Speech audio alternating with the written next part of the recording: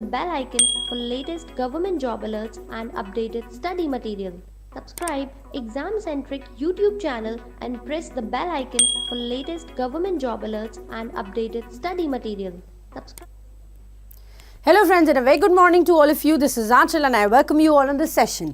अब जैसा कि हमने आपसे प्रॉमिस किया था कि देखो सैटरडेज जो हैं हम फोकस करने वाले हैं अपने डिस्क्रिप्टिव के पार्ट पे, क्योंकि हमने ये देखा है कि डिस्क्रिप्टिव का पार्ट आते ही मानना बच्चे बहुत ज़्यादा प्रेशराइज्ड फील करते हैं कि यार डिस्क्रिप्टिव कहाँ से प्रिपेयर करें, कहाँ से प्रिपेयर करें, कैसे प्रिपेयर करें.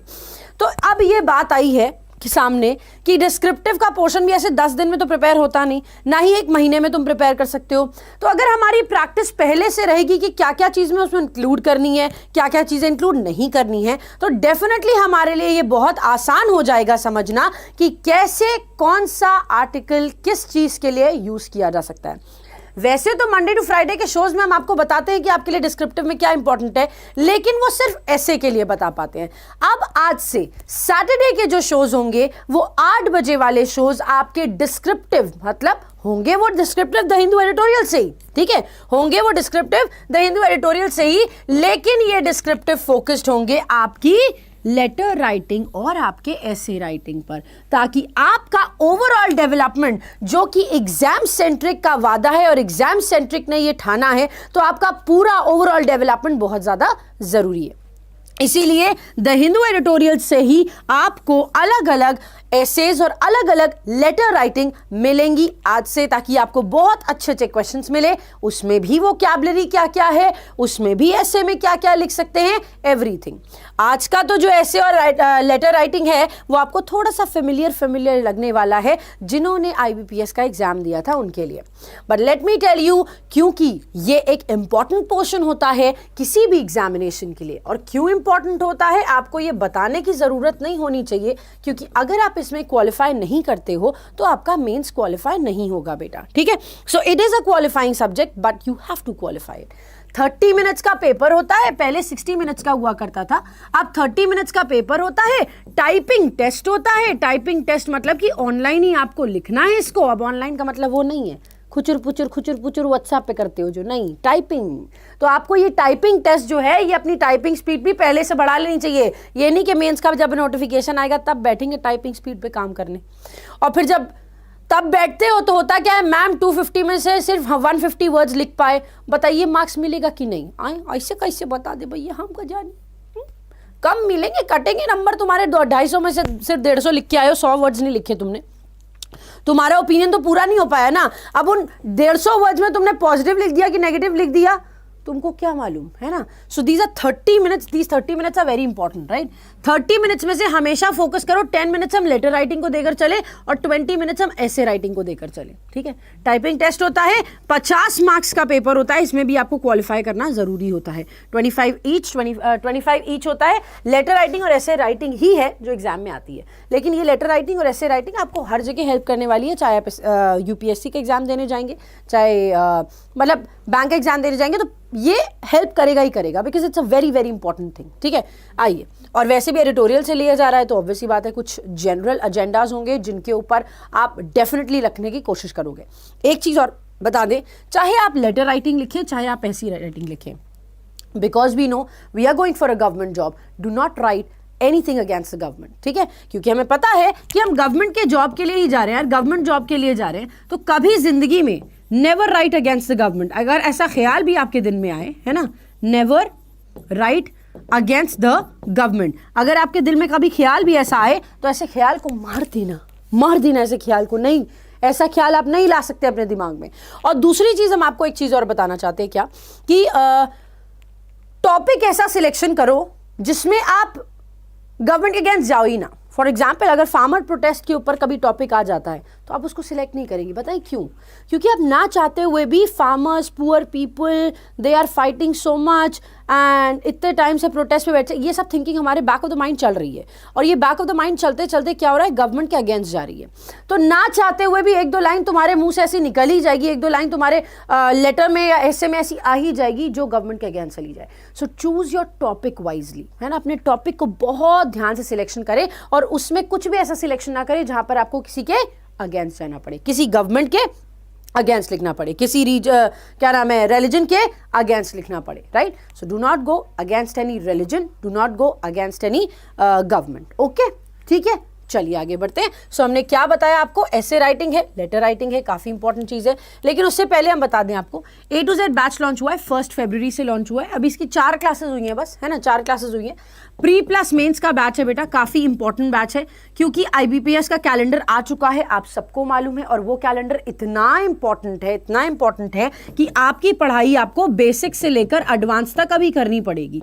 देखो यही चीज है जो आपको ना अलग बनाती है दुनिया से।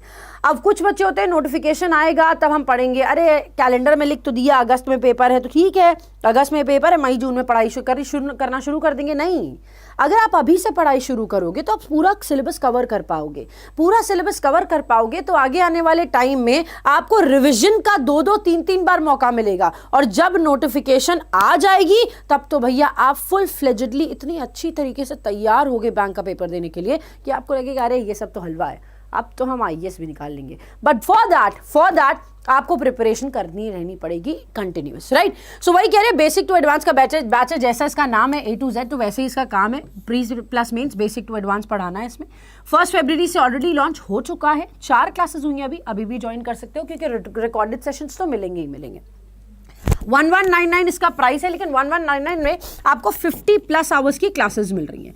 ये 50 प्लस आवर्स की क्लासेस में हम ग्रामर कवर करेंगे, जो जितने इंपॉर्टेंट कॉन्सेप्ट्स हैं सारे के सारे important concepts 200 plus individual topic based questions में, और objective 300 plus objective type question में। डिस्क्रिप्टिव में हम करेंगे करंट टॉपिक का डिस्कशन, जैसे कोविड, वैक्सीन, या फिर ऑनलाइन एजुकेशन या वर्क फ्रॉम होम, ये सब चीज़ें, है ना। और उस समय जो भी होंगी, म्यांमार में इंडिया का क्या कॉन्सेप्ट चल रहा है, ये सब भी आ सकता है आपका, है ना। वोकैबुलरी में एवरीडे डेवलपमेंट होगा, कैसे? थ्रू रूट वर्ड्स, ठीक है, रूट वर्ड्स के इस्तेमाल से, ठीक।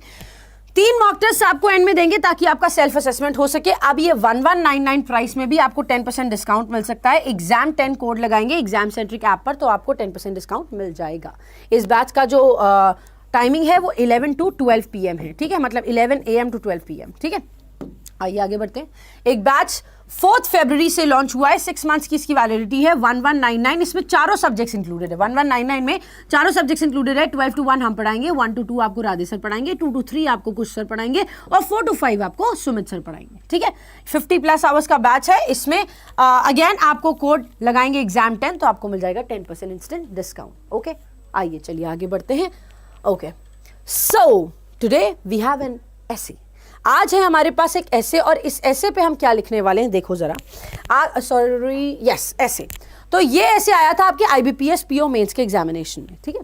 Right an essay on pros and cons of work from home in around 200 to 250 words. 200 से 250 शब्दों में आपको लिखना है क्या, वर्क फ्रॉम होम का जो एजेंडा अभी चालू हुआ है भैया, उसमें क्या प्रोज एंड कॉन्स हो सकते हैं, ठीक है, प्रोज एंड कॉन्स हो सकते हैं। तो सबसे पहले किसी भी ऐसे को शुरुआत करने से पहले हमने सबसे पहला पॉइंटर क्या बोला, never write against the government. So never select a topic which can go against the government.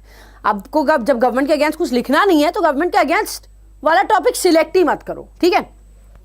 ऐसे राइटिंग में सबसे इंपॉर्टेंट चीज होती है 3 पार्ट्स में ऐसे को डिवाइड करना। अब हम आपको एक चीज बताएं अगर, तो ये है कि इसको ना धीरे धीरे डेवलप किया जाता है। 10 दिन पहले, 15 दिन पहले आप ऐसे को डिवाइड नहीं कर पाओगे, लेकिन अगर आप रेगुलरली इस काम को करते रहोगे, हफ्ते में हम कह रहे हैं 2-3 दिन भी इस काम को करते रहोगे और ऐसे को टाइप करते जाओगे, सो डेफिनेटली आपको मदद मिलेगी ऐसे राइट करने में। आप सुनो, ऐसे राइटिंग में सबसे पहला पार्ट होता है आपका इंट्रोडक्शन, ठीक है।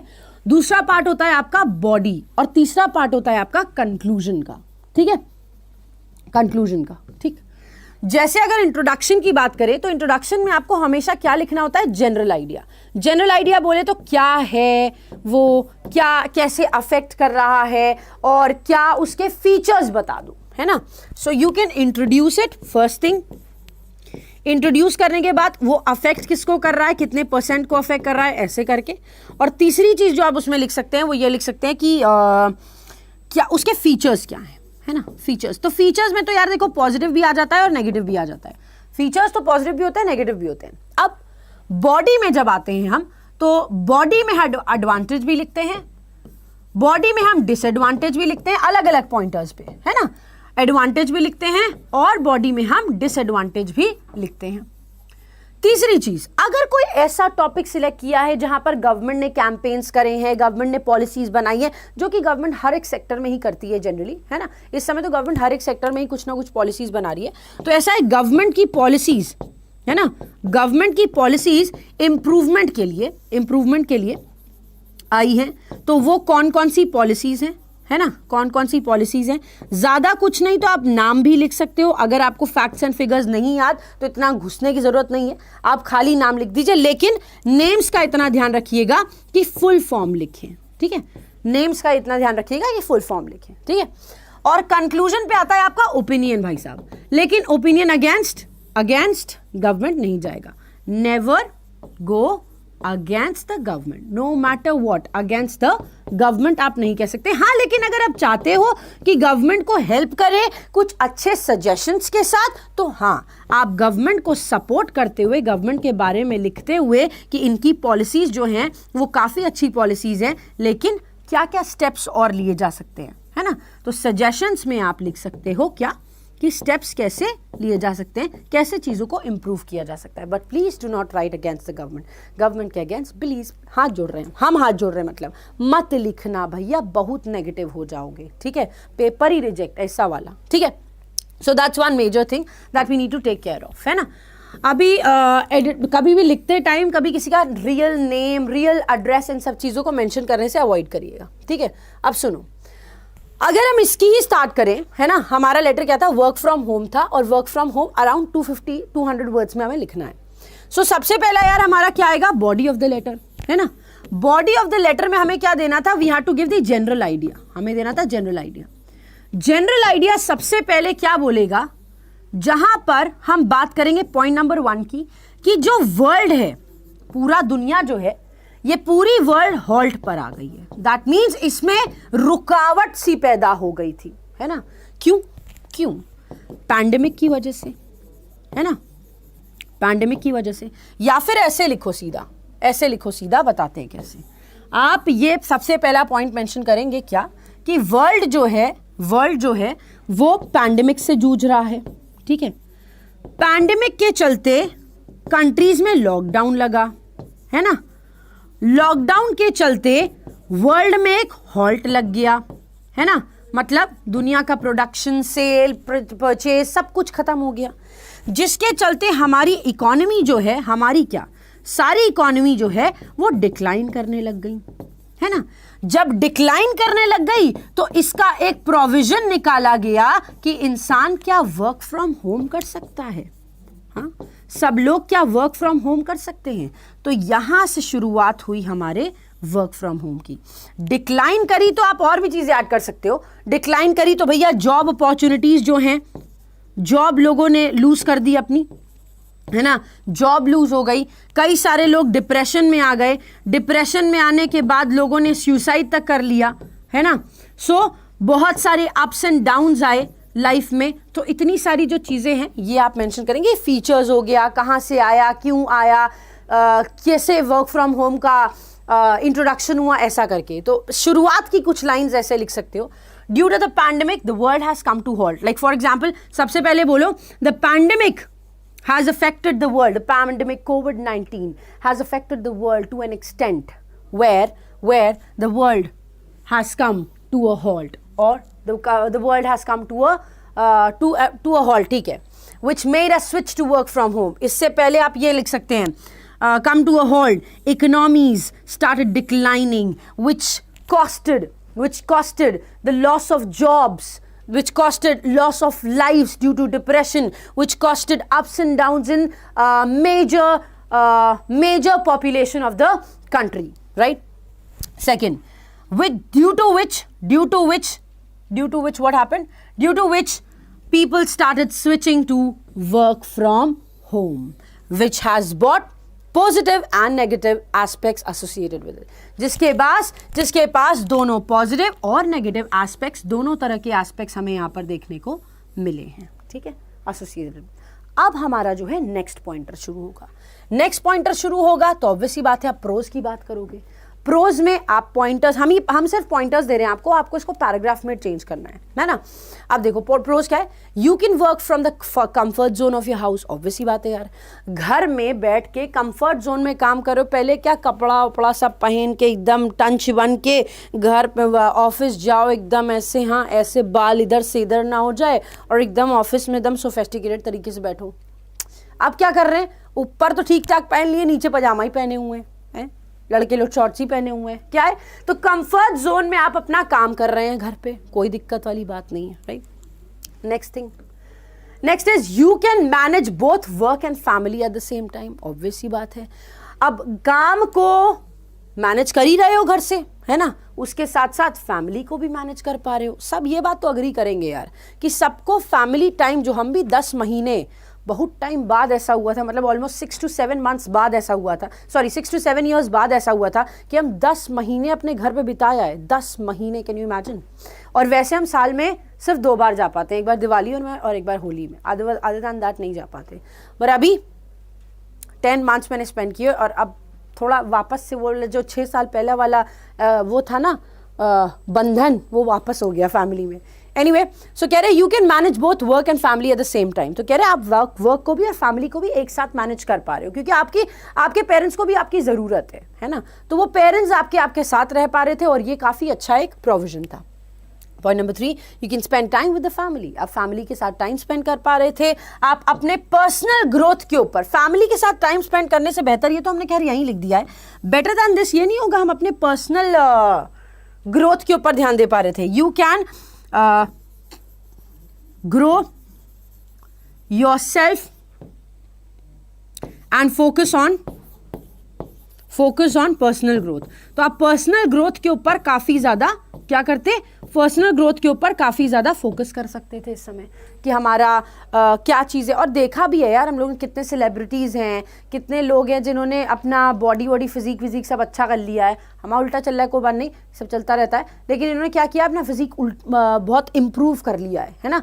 तो जिसका जो मन किया, हमने ड्राइविंग सीखी थी, हमारी मर्जी, मतलब जो अच्छा काम जिसको करना है तो पर्सनल ग्रोथ के ऊपर काम कर सकते थे। आइए, work from home is more productive as it cuts down the travelling time. Very good.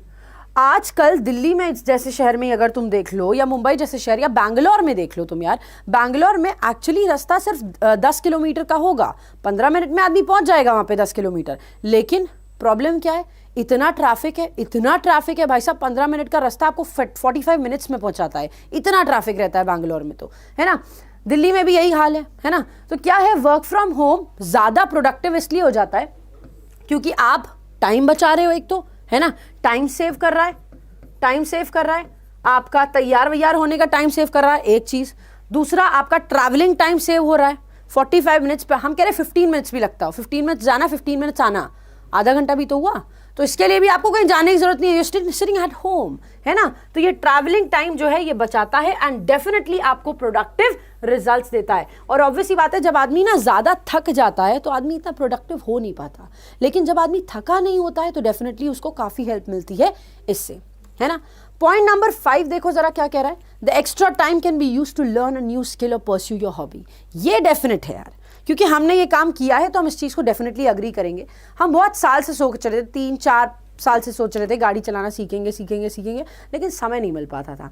अब यहाँ पर क्या हुआ, सेशंस के बीच में से आधा पौन घंटे का समय जो मिलता था उसमें हम गाड़ी सीखते थे। क्या बढ़िया बात है ना। तो कह रहे हैं ये जो एक्स्ट्रा टाइम आपके पास बच जाता था, आप सेव कर लेते थे, ये कोई नई स्किल सीखने में निकाल दो। मतलब कि एक अच्छा योर हॉबी, या फिर आपका कुछ हॉबी हो, जैसे गिटार बजाना किसी का होता है, पेंटिंग करना किसी का होता है, जिसका जो मन करता है ना, उसको वो काम में यूटिलाइज कर सकता है।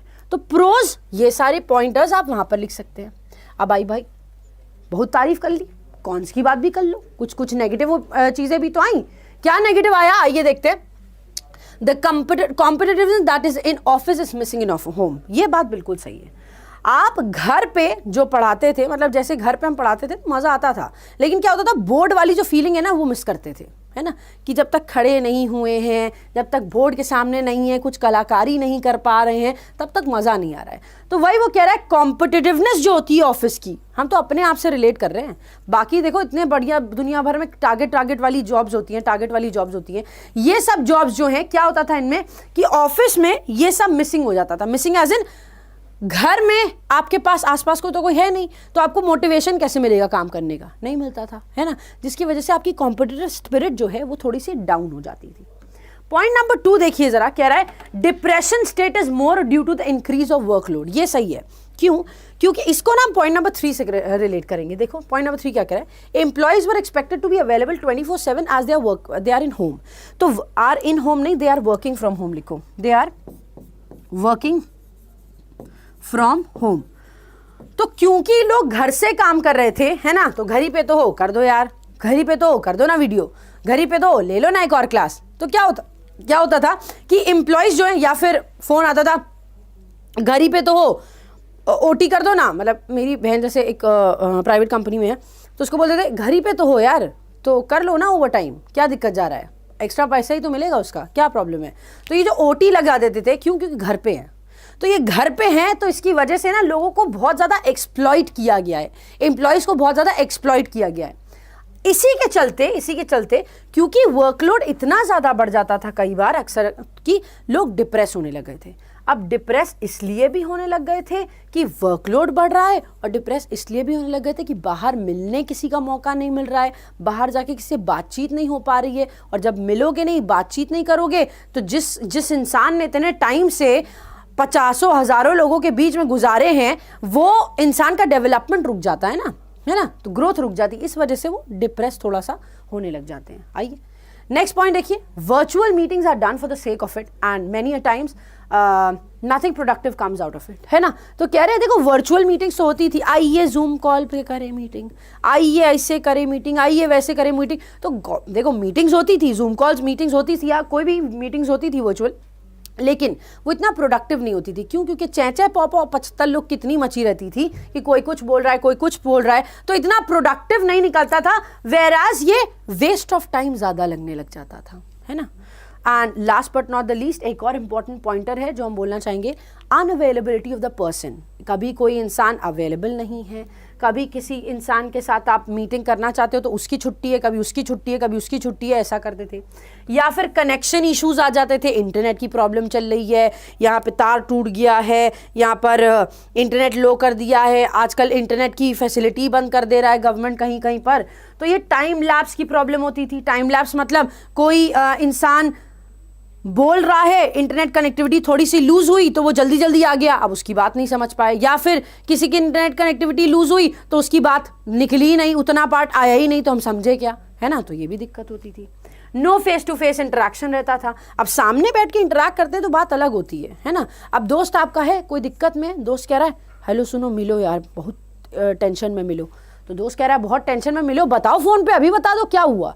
तो तुम कह रहे नहीं फोन पे नहीं, मिल के बताएंगे यार, मिल के बताएंगे, बहुत टेंशन हो रही। तो मिल के बताएंगे क्यों? फोन पे भी तो वही बात कर सकते हो, लेकिन मिल के बताना है क्यों? क्योंकि फेस टू फेस इंटरेक्शन जो है, फेस टू फेस डिस्कशन जो है, ये हमारे अंदर एक पॉजिटिविटी पैदा करता है एंड डेफिनेटली ये हेल्प करता है हमें बहुत सारी चीज़ों में इम्प्रूव करने में, है ना। सो डेफिनेटली ये तो प्रोडक्टिव है भाई, ठीक है। तो ये प्रोज एंड कॉन्स थे हमारे। अभी आते हैं एक और इम्पॉर्टेंट चीज़ पे जिसे हम कहते हैं letter writing. You are Ravi और राधा, अपने अपने जेंडर के अकॉर्डिंग, मतलब कि नाम ऑलरेडी दे दिया है। हम कहते हैं ना रियल नेम्स मेंशन मत करना, XYZ लिख देना, अपना खुद का नाम मेंशन ना करना। तो कभी कभी ऐसा आता है कि आपको नाम ऑलरेडी दिया जा चुका है, ठीक है। तो या तो आप रवि हैं या तो आप राधा हैं, मेंबर है एनजीओ आवास के, ठीक है, मेंबर है एनजीओ आवास के। तो अब आपको एक लेटर लिखना है एडिटर को, national daily letter, national daily एक जर्नल है that is the Prabhat Jagran, ठीक है, to highlight the ill effects of online texting apps. ये टेक्सटिंग एप्स जो हैं हमारी व्हाट्सएप फलाना डिमका, इनकी नेगेटिविटी क्या है, मतलब लोग क्यों इतना क्या हो रहे हैं, इतना खराब। अब फॉर एग्जाम्पल देखो यार, हम लोग क्या करते हैं, गोइंग टू को गोना बना दिया है, वॉन्ट टू को वोना बना दिया है। तो ये क्या है, ये सब हमारा यूसेज तो गड़बड़ हो रहा है। फॉरगेट बोलते हैं तो फॉर और गेट लगा देते हैं, क्या बदतमीजी है, क्या है। तो ये क्या है, ये सब हमारी टेक्सटिंग हैबिट्स को बिगाड़, मतलब हमारी राइटिंग हैबिट्स को बिगाड़ रहा है, क्योंकि जब आप लिखने जाओगे, टाइप करने जाओगे तो भी आप यही सब लिखोगे, है ना। This will definitely have a negative impact on us, ये हमारे ऊपर एक नेगेटिव इंपैक्ट जरूर लेकर आएगा, और नेगेटिव इंपैक्ट लेकर आएगा दैट मीन्स यही है जो ऑनलाइन टेक्सटिंग एप्स हमारी प्रोडक्टिविटी को थोड़ा सा गड़बड़ कर रही है। अब जो फॉर्मल लेटर राइटिंग का फॉर्मेट होता है वो कुछ इस तरह से होता है। सेंडर का एड्रेस, ठीक है, सेंडर का एड्रेस, लाइन छोड़ो, डेट लगा दो, लाइन छोड़ो, रिसीवर को लिख दो, लाइन छोड़ो, सब्जेक्ट लिख दो, लाइन छोड़ो, सैल्यूटेशन लिख दो, मतलब कि डियर सर्वर, है ना, यहीं से बॉडी ऑफ द लेटर शुरू कर दो, फिर उसके बाद थैंकिंग यू कर दो लाइन छोड़ के, ठीक है, थैंकिंग यू कर दो, फिर लाइन छोड़ो, योर्स फेथफुली कर दो, योर्स सिंसियरली कर दो, ट्रूली कर दो, फिर एक लाइन छोड़ो, लाइन नहीं छोड़ो, XYZ लिख दो, ABC लिख दो, या नाम अगर दिया हुआ है जैसे रवि तो नाम लिख दो, ऐसे करके हम लिखते हैं। अब इसी लेटर के फॉर्मेट पे जरा अगर हम थोड़ा सा गौर करें तो हमारे पास कुछ चीजें आएंगी। क्या, सबसे पहले हमने नाम लिख दिया, क्या हमारा नाम है, क्या, रवि, ठीक है, रवि ने लेटर भेजा तो रवि का नाम सबसे पहले आएगा, है कि नहीं। फिर आया रवि का 24C विंग, उनका एड्रेस, फिर तीसरी लाइन आई रवि के एड्रेस से ही रिलेटेड, आओ रवि, महागुन हाउसिंग सोसाइटी, ठीक है, फिर उसके बाद आई सेक्टर 62 नोएडा, ठीक, फिर आपने एक लाइन छोड़ी, आपने लिखा 5 फरवरी, ये जीरो लगाने की जरूरत नहीं है तुम्हें, है ना, you not required to place this zero, just 5 फरवरी और यहाँ कॉमा लगा देना 2021, प्रेजेंट डेट लिखते हैं, ये याद रखना, 2 लगाना नहीं है, फिर द एडिटर, फिर उसके बाद कौन सा एडिटर था, ऑलरेडी मेंशन था ना, द प्रभात जागरण, है ना, फिर उसके बाद दिल्ली 211001, सब्जेक्ट क्या है, highlighting the ill effects of texting apps on children, texting apps के क्या इल इफेक्ट्स हो रहे हैं बच्चों के ऊपर। आइए, सर, सर सैल्यूटेशन है कॉमा लगा के, अच्छा सर जो है ना भैया ये मैम और सर दोनों के लिए यूज हो जाता है, कॉमन जेंडर की तरह ट्रीट किया जाता है, तो इसलिए अलग करने की जरूरत नहीं है, ठीक है। आओ, through the column of your highly esteemed newspaper, मतलब आपके न्यूज़पेपर का एकदम ऑनर्ड सेक्शन जो है, I would like to bring your attention towards the increasing use of texting apps like WhatsApp and Hike, which has deteriorated the language of youth. कह रहे हैं कि आपके कॉलम से हम एक बहुत इंपॉर्टेंट चीज सामने रखना चाहते हैं, क्या कि टेक्सटिंग एप्स जो हैं WhatsApp और Hike की जैसी, इन्होंने यूथ के सेक्शन की टेक्सटिंग को, राइटिंग स्किल को, लैंग्वेज को थोड़ा गड़बड़ा दिया है, ठीक है। We know the communication plays an important role today to communicate our day-to-day thought, today नहीं, डे टू डे थॉट, कह रहे हैं हमें पता है कम्युनिकेशन की बहुत ज़्यादा ज़रूरत होती है, बहुत इंपॉर्टेंट रोल प्ले करता है जब हमको आए दिन एक दूसरे से बात करनी होती है। But due to the increase use of these apps children lack this basic but important skill, लेकिन इस वजह से बच्चे जो हैं वो बेसिक लेकिन इंपॉर्टेंट स्किल ज़रूर है, लेकिन बेसिक स्किल भी तो है, ये क्या है भूल जा रहे हैं इसको कि कम्युनिकेशन एक इंपॉर्टेंट स्किल है। In a study published by NSO, 70% of students from 6th to 12th was unable to spell certain basic words.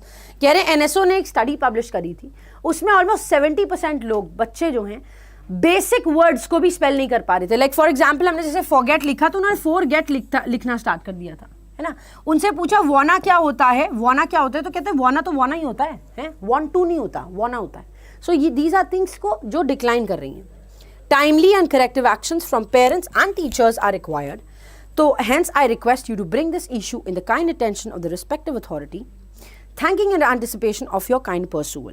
कह रहे हैं हम आशा करते हैं कि करेक्टिव मेजर्स, आशा क्या करते हैं अभी नहीं, करेक्टिव और टाइमली मेजर्स इसके ऊपर लेना बहुत ज़रूरी है, जहाँ पर पेरेंट्स और टीचर्स दोनों एक रोल प्ले करेंगे बच्चों का बेहतरी के लिए, बच्चों के डेवलपमेंट के लिए।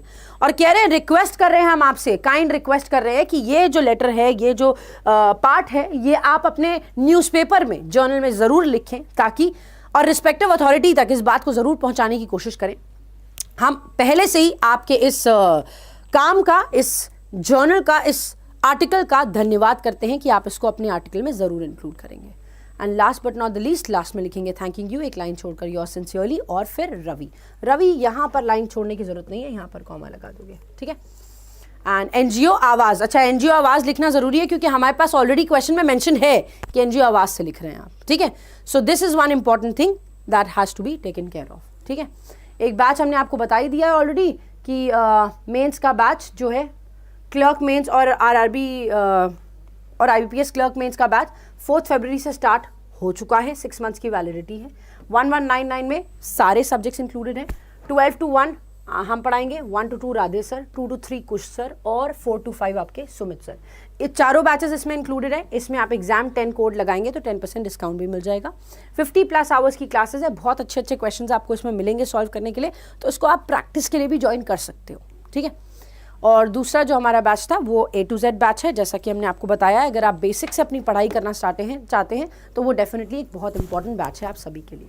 एग्जाम सेंट्रिक के ऐप को डाउनलोड करना मत भूलिएगा। एग्जाम सेंट्रिक के यूट्यूब चैनल को जल्दी से जल्दी सब्सक्राइब कर लीजिए और हमारे टेलीग्राम ग्रुप और चैनल को भी ज्वाइन कर लीजिए।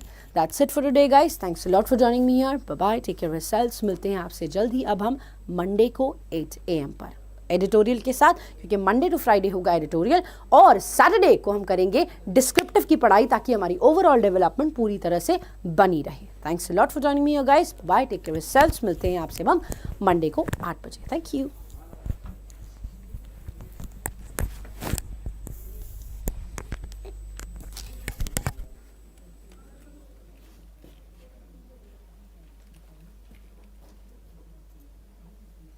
Subscribe Exam Centric YouTube channel and press the bell icon for latest government job alerts and updated study material.